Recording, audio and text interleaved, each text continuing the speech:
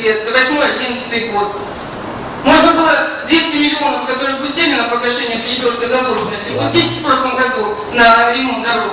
И тогда бы все думали, вот оно, ведь, но одни делают долги, вторые за них рассчитываются. Нам выпала с вами такая участь. Дай Бог, мы работаем как бы свой жирок финансовый.